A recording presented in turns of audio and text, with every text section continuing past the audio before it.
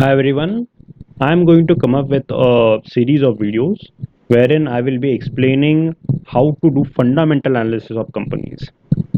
And since fundamental analysis is a bit complex for people to understand, this video is basically aimed at finance students.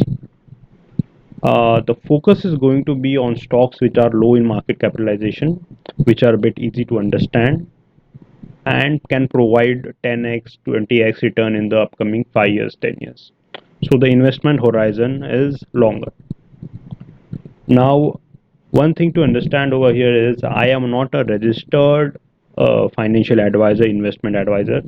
So please do not go by my advice. And especially this stock, WEP Solutions Limited, herein I am not recommending the stock for buy or sell. I'm just trying to educate you on how to do a basic fundamental analysis. So we can start. The company name is WEP Solutions Limited. Let's just first understand what is the company background. It's in printer business. You might have heard about Hewlett Packard, that is HP. HP laptops are there, mouse, desktops, then keyboards, etc. But you also might be knowing that HP is very famous for its printers. HP produces one of the world-class printers. Now, similarly, you can think about WEP Solutions Limited, but it's just restricted to only and only printers at a large scale. It has got some other businesses as well, but its major revenue and profit comes from the printer business. The organization is headquartered at Bangalore. Then the major shareholders include Wipro Limited, WEP Peripherals, Ram Agrawal, Sarita Agrawal, RNA WEP Investments. These are the promoter holdings, where Wipro Limited comes under non-promoter. A company as good as Wipro Limited being invested in WEP Solutions Limited is itself a plus point. The organization was founded in 1995. Okay. Now, before we go on to understand the different business verticals, business segments of WEP Solutions Limited, I would like to say that this video is going to be in both the languages, English and Hindi, so everyone can understand. And I'm going to use a very plain English so it doesn't become difficult for non-English speaking guys to understand. Uh, the first and the biggest chunk of WAP Solutions revenue come from printer business and retail solutions. Printer business is all about selling printers to different organizations and providing other maintenance related activities. The company has also taken leadership of Rico Products, which is a multinational firm. You can think of it Rico as a firm as good as HP. The products of Rico will be now uh, sold by WAP Solutions Limited under this printer business uh, segment. Then there is retail solutions segment. Nowadays, if you walk up to a bakery or you walk up to a medicine shop or you go to a sweet shop, etc., etc., you see that the billing is nowadays printed and you receive a printed bill in your hand. The days are gone when people used to use a pen and a paper and used to give you the receipt. Now it's all printed. This organization provides retail solutions, billing retail solutions to kirana shops, medical shops, etc. This is the major chunk of WEP Solutions Limited. The revenue contribution is 64%, around 70 crores. Now let's move on to manage printing solutions. Now there are organizations who don't just want to buy printers, but they also want to buy a complete solution. They want maintenance, and at times they want different software so that the printers can be accessed remotely. Then they want better security, etc., etc. So this is where managed printing solutions comes into play. अगर आपको समझना है तो आप ऐसा समझ सकते हैं कि मैनेज प्रिंटिंग सॉल्यूशंस यानी आप सिर्फ प्रिंटर प्रोवाइड नहीं कर रहे, प्रिंटर के साथ बाकी सब जो सॉफ्टवेयर आता है, उसके साथ जो भी लीजिंग होता है प्रिंटर्स का, कॉस्ट कैसे रिड्यूस कर सकते हैं, वेस्टेज जाता है बहुत सारे पेपर्स, वो सब को कैसे कम कर सकते हैं, पूरा टोटल सॉल्यूशन प्रोवाइड करना है. ना कि सिर्फ एक प्रिंटर बेच के आ जाना। That is what is manage printing solutions all about. And we will see in the later part of the video कि managed printing solutions is just 34%, but it is one of the most profitable business segment of WEP Solution Limited. Now, digital services is something that they have started bit new. उसका contribution कुछ खास नहीं है, 3% है। यहाँ पे tax filing, record maintenance, payment solution, compliance management solution, etc. etc. इस पे, लेकिन इस पे हम ज़्यादा फोकस नहीं करेंगे क्योंकि इसका कंट्रीब्यूशन खाली 3% है।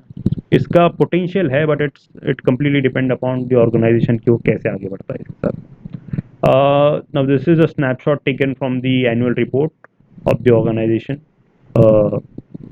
Sorry the financial results of the organization. हम हम इसको बाद में देखते हैं because we have deep analysis of all this. Now we will see the stock price chart. We have the stock price data from 2010 till 2022.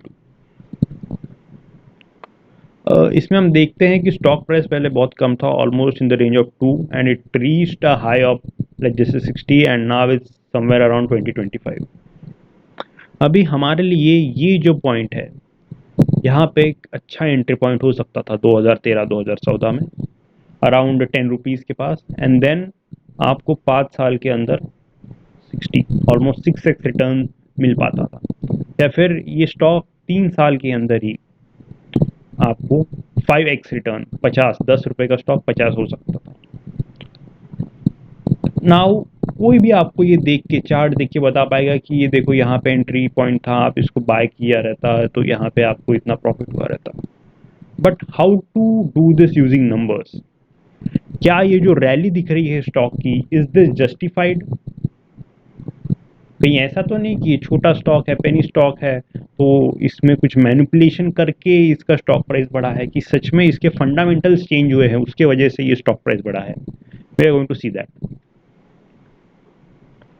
आपको बस ये याद रखना कि 2013 से लेकर 2018 तक स्टॉक प्राइस अच्छा खासा बढ़ा है, ऑलमोस्ट 6x हुआ है। Now let's see the key financial indicators. सबसे पहले रेवेन्यू देखते हैं 2013 से 2018 तक। ये रेड में मार्क है क्योंकि आप देखिए इसका रेवेन्यू कम हो रहा है, 150 से 80 करोड़ हो गया है, सब वैल्यूज करोड़ में है, तो ये तो सपोर्ट नहीं करता है कि प्राइस बढ़े। ठीक है, फिर एबिटा देखते हैं, फिर पीबीआईटी देखते हैं, पीबीटी देखते हैं, नेट इनकम। नेट इनकम अगर आप देखेंगे तो वही है 1 करोड़ से 2 करोड़ के रेंज में, कहीं कहीं पे निगेटिव भी हुआ है। अर्निंग पर शेयर 0.4, 0.8, 0.6, 0.8 नॉमिनल है, कुछ बहुत ज़्यादा इंक्रीज है, बहुत ज़्यादा डिक्रीज नहीं कह सकते। अभी देखते हैं टोटल एसेट्स।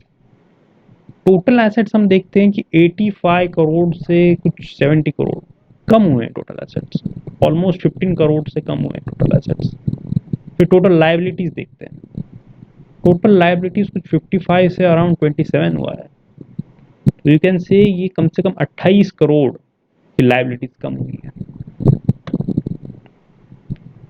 और टोटल इक्विटी 30 करोड़ से 40 करोड़, कुछ ज़्यादा खास टोटल इक्विटी बड़ी नहीं है इस केस में।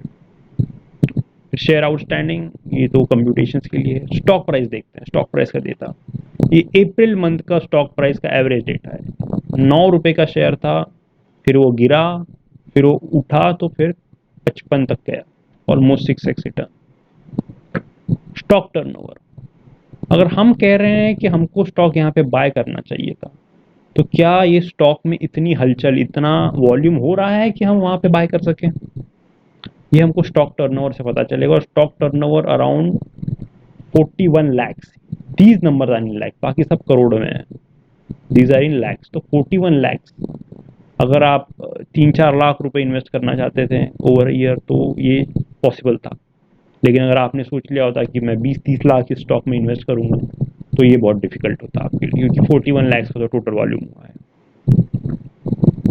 Now debt to equity, debt यानी ये लायबिलिटीज और ये इक्विटी हो गया, ये हमारे लिए प्लस पॉइंट है। 1.9, 1.3, 1.2, 0.6, इन 5 सालों में डेट दो 1.9 से 0.6, लोन कंपनी ने अपना बहुत ज्यादा कम किया है, ये बहुत बड़ा प्लस पॉइंट है। अभी नोपैट देखते हैं। नोपैट यानी क्या होता है, जो नेट इनकम होता है ना हमारा, उसके अंदर डिप्रीसिएशन का कंपोनेंट होता है जो कि नॉन कैश कंपोनेंट होता है, तो उसको हम ऐड बैक करते हैं तो हमको नोपैट मिल जाता है। तो नोपैट देखते हैं हम, तो अच्छा खासा है, 8 करोड़ का नोपैट अच्छा मान सकते हैं, क्योंकि टोटल इक्विटी जो है 30 करोड़। आपने 30 करोड़ रुपए, मान लीजिए एक व्यक्ति ने ही 30 करोड़ रुपए लगाया हो, तो 30 करोड़ के बदले उसको हर साल 8-9 करोड़ मिल रहा है। अच्छा 25% क्या रहा, नोपैट टू इक्विटी कॉन्ट्रीब्यूशन है। ये बहुत अच्छा पॉजिटिव पॉइंट है। बुक वैल्यू पर शेयर, ये कुछ नहीं, अपने टोटल इक्विटी को हम अगर हम if you divided by the total number of shares we get book value per share. तो बुक वैल्यू पर शेयर तो यार बड़ा स्टैग्नेंट है, ये हमारे इंक्रीज के खिलाफ जा रहा है, तो फिर इसको कैसे जस्टिफाई करेंगे? कंपनी तो साल दर साल 8-8 9-9 करोड़ कमा रही है, फिर भी कंपनी का बुक वैल्यू कुछ खास बढ़ा नहीं है। ऐसा क्यों? ऐसा इसलिए है क्योंकि ये कंपनी ने जितना भी पैसा कमाया है उसका मेजॉरिटी ऑफ द पोर्शन इसने अपना डेट कम करने में, टोटल लायबिलिटीज कम करने में लगाया है। इसलिए आप देख रहे हैं कि डेट टू इक्विटी रेशियो कम कम होता गया है। अगर इसने अपना डेट कम करने में नहीं लगाया होता तो ये जो टोटल इक्विटी का 30 करोड़ का नंबर है, ये 2018 आते आते 70-80 करोड़ हो गया होता। तो ये बहुत बड़ा प्लस पॉइंट है ये कंपनी का शेयर प्राइस बढ़ने के लिए, कि इसने अच्छा नोपैट टू इक्विटी कंट्रीब्यूशन 25% 20% दिया है। अभी मार्केट कैप देख लेते हैं, 2013 में 26 करोड़ मार्केट कैप था।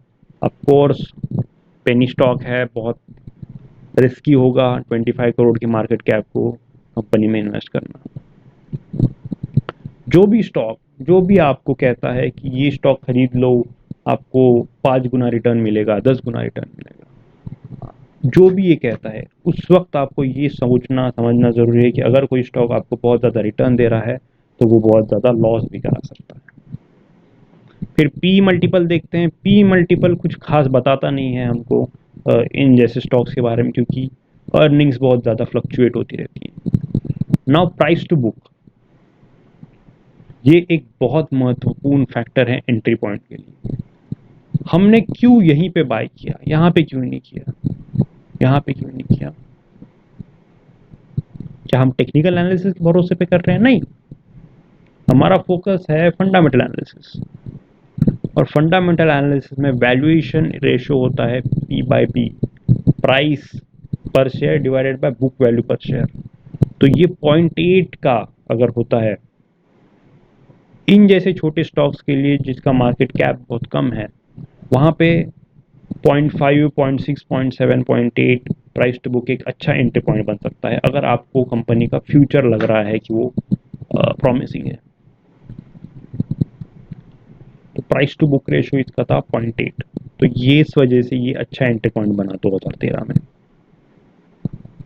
ना इसमें कहाँ पे बाय करना चाहिए? यहाँ बाय करना चाहिए, यहाँ बाय करना चाहिए, यहाँ बाय करना चाहिए। 2013 में मैंने बाय करना चाहिए था, 2014 में करना चाहिए था, कहीं बीच में बाय करना चाहिए था, किस महीने में करना चाहिए? कुछ इंडिकेटर है क्या कि कब बाय करना चाहिए, कब सेल करना चाहिए? जैसे टेक्निकल इंडिकेटर होता है। इस सवाल का जवाब ना है, ऐसा कोई इंडिकेटर नहीं है। फंडामेंटल इन्वेस्टिंग जब आप करते हो तब आपका होराइजन बहुत लंबा होता है। आप 5 साल के लिए, 4 साल के लिए, 3-4 साल के लिए आप इन्वेस्ट कर रहे हो, तो आप इस साल में कभी भी अगर आपने बाय किया होता तो भी चल जाता, ठीक है? क्योंकि आपकी सोच मोटी हो जाती है उसकी, इसमें आपको एक मोटा रिटर्न कमाना होता है। यू जस्ट डोंट वांट कि अरे मुझको 10% मिल जाए, मुझको 15 मिल जाए। आप सोचते हो कि आपको 400% का मुनाफा हो, 450% का। जब 400-450% का आप मुनाफा सोच रहे हो तो एंट्री पॉइंट में थोड़ा 5-10% ऊपर नीचे चल जाता है।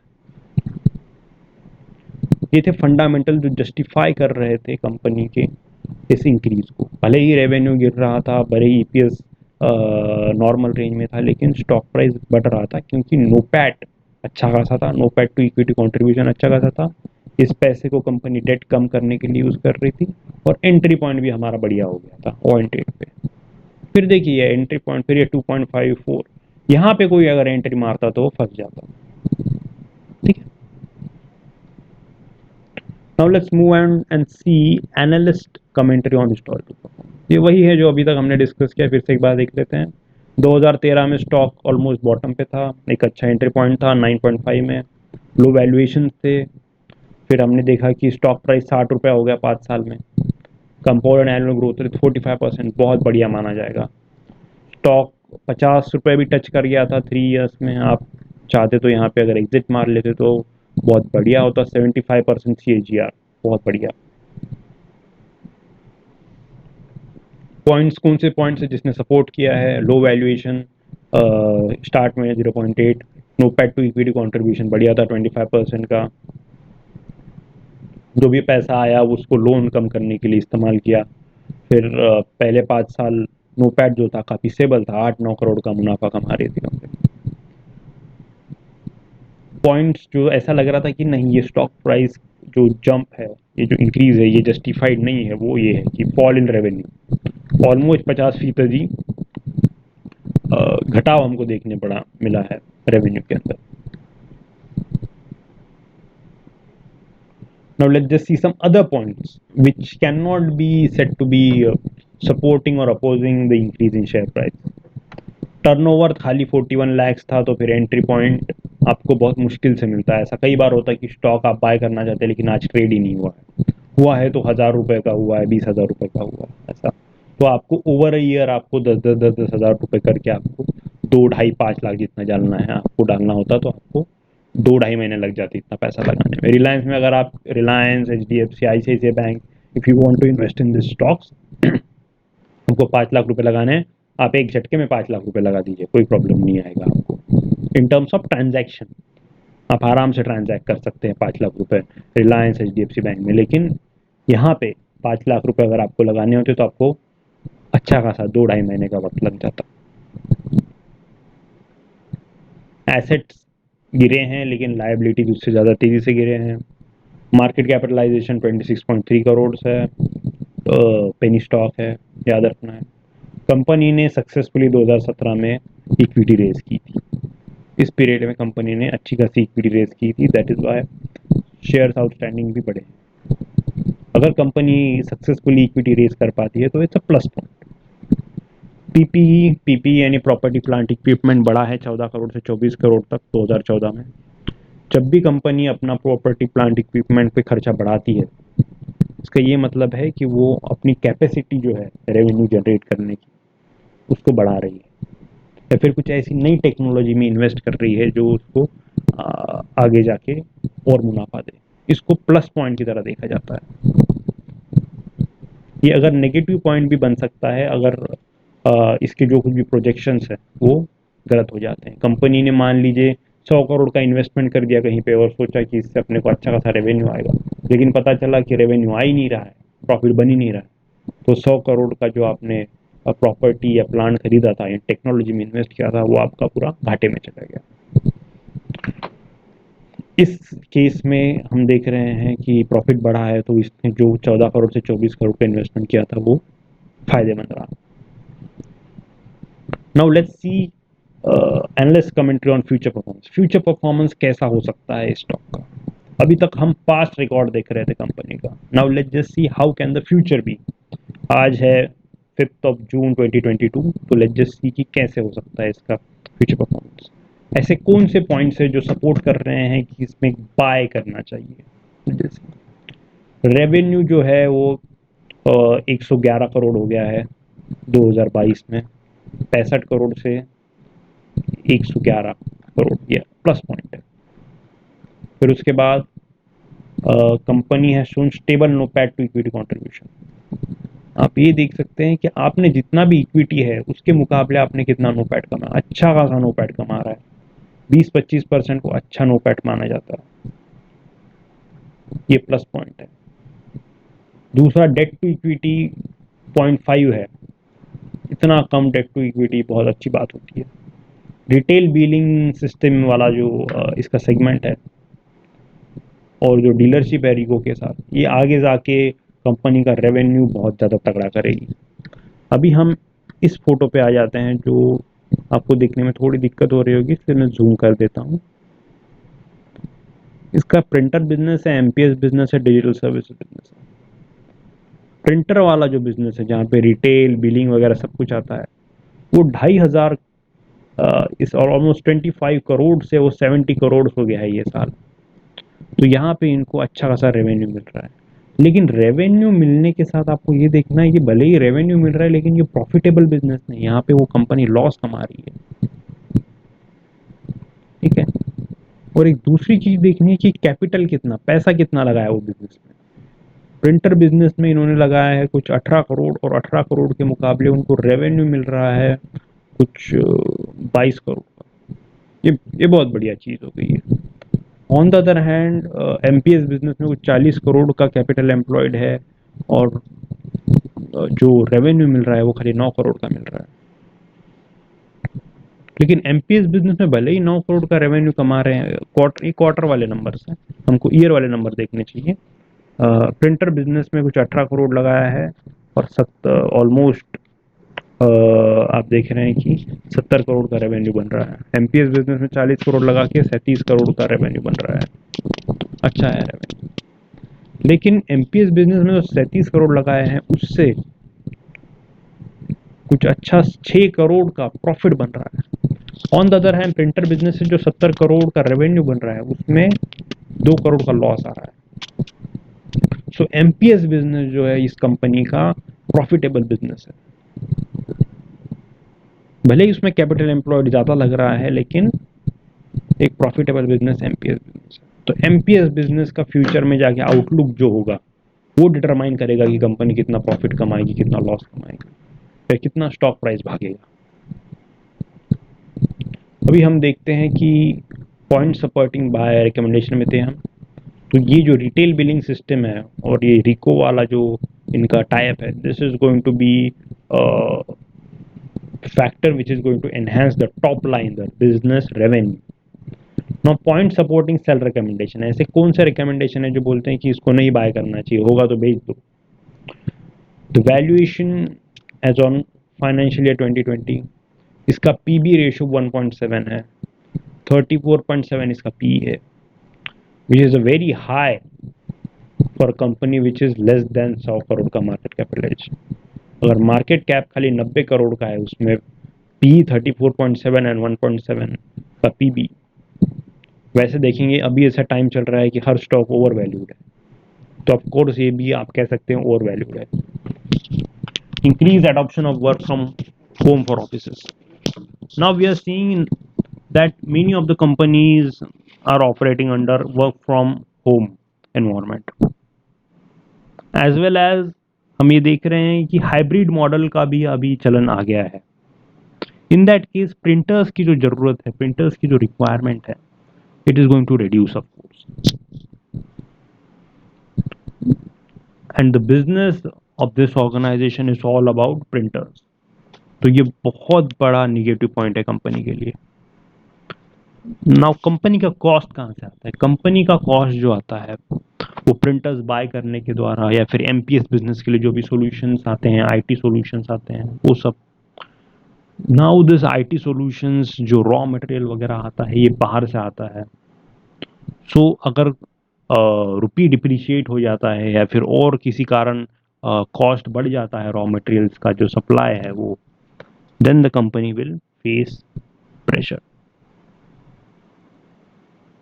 फिर मैंने जो आपको फिर से एक बात बताई कि रेवेन्यू जनरेशन जो है वो कैपिटल एम्प्लॉयड के मुकाबले एमपीएस बिजनेस के लिए कुछ खास नहीं है। लेकिन एमपीएस बिजनेस एक ऐसा बिजनेस है जो बेटर मार्जिन प्रोवाइड कर रहा है in comparison to retail and printer businesses. अभी रिटेल एंड प्रिंटर बिजनेसेस आपको लॉस दिख रहा है, इसका ये मतलब नहीं है कि वो सच में लॉस मेकिंग है।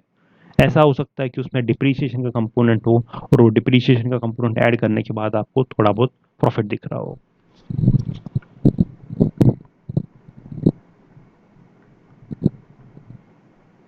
जैसे कि हम देख पा रहे हैं कि total profit before tax, PBT जिसे कहते हैं, वो 2022 के लिए 3.75 करोड़ है। ये मैच हो रहा है 3.8 3.75, और डिप्रीसिएशन इसमें एबिटा माइनस पीबीआईटी करेंगे तो हमको डिप्रीशिएशन मिल जाएगा। डिप्रीशिएशन को अगर हम नेट इनकम के साथ ऐड करें तो नोपैट मिल जाएगा, और नोपैट अच्छा खासा 11.7 करोड़ है। ओके, तो हम ऐसा कहें कि retail and printer business is completely loss making तो ये गलत होगा। लेकिन हाँ, एमपीएस के मुकाबले retail and printer business is not providing better margin. Final recommendation मैं आपको नहीं दे पाऊंगा, क्योंकि अ, ये वीडियो एजुकेशनल वीडियो है। ये वीडियो आपको समझाने के लिए कि कैसे फंडामेंटल एनालिसिस किया जाता है, ना कि आपको बाय या सेल का रिकमेंडेशन देने के लिए। और साथ ही साथ मैं कोई रजिस्टर्ड एडवाइज़र नहीं हूँ, तो मेरे बाय या सेल रिकमेंडेशन पे प्लीज़ ना जाइए। आपको जो पॉइंट्स दिए हैं वो पॉइंट्स पे फोकस करिए, और ऐसे कोई और कंपनी का अगर आप एनालिसिस देखना चाहते हैं, कुछ ऐसी कंपनी जो आपको लगता है मल्टी बैगर होगी, तो प्लीज़ कमेंट सेक्शन में आप अपनी राय दे सकते हैं। धन्यवाद।